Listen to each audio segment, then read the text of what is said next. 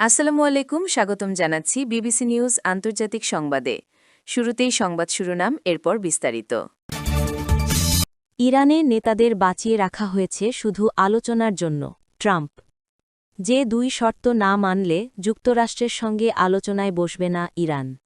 যুক্তরাষ্ট্র ইরানের যুদ্ধবিরতির মধ্যস্থতা করা পাকিস্তানের জন্য গর্বের, শাহবাজ শরীফ। দর্শক, এতক্ষণ শুনছিলেন সংবাদ শিরোনাম। এখন বিস্তারিত। আপনি যদি ইসরায়েলের ধ্বংস চান এবং মুসলিমদের পাশে থাকেন, তাহলে ভিডিওতে লাইক করে চ্যানেলটি অবশ্যই সাবস্ক্রাইব করে দিবেন এবং আপনার মূল্যবান মতামত অবশ্যই কমেন্টে লিখে জানিয়ে দিবেন। এখন বিস্তারিত। ইরানের নেতাদের বাঁচিয়ে রাখা হয়েছে শুধু আলোচনার জন্য, ট্রাম্প। মার্কিন প্রেসিডেন্ট ডোনাল্ড ট্রাম্প শুক্রবার ট্রুথ সোশ্যালে ইরানকে সরাসরি হুঁশিয়ারি দিয়েছেন। তিনি লিখেছেন, ইরানের হাতে কোনো কার্ড নেই, তারা শুধু আন্তর্জাতিক জলপথ নিয়ন্ত্রণ করে সাময়িকভাবে বিশ্বকে জিম্মি করে রাখছে। ইরানের নেতারা এখনও বেঁচে আছে শুধু আলোচনার জন্য।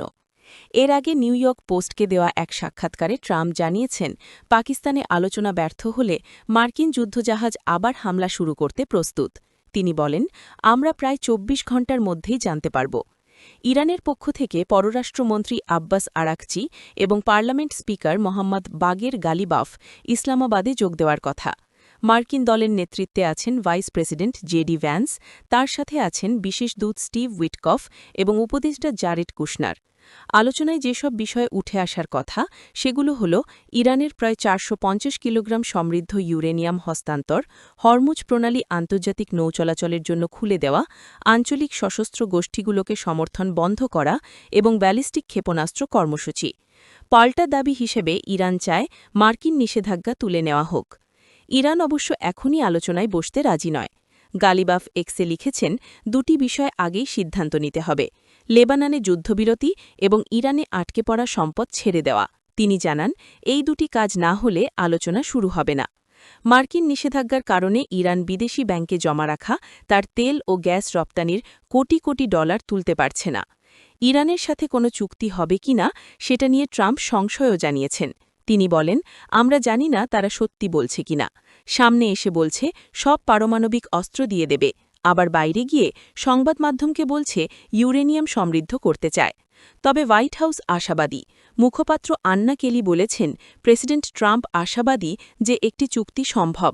তিনি জানান, মধ্যপ্রাচ্যে স্থায়ী শান্তি প্রতিষ্ঠার লক্ষ্যে সংশ্লিষ্ট সবাই একসাথে কাজ করছেন।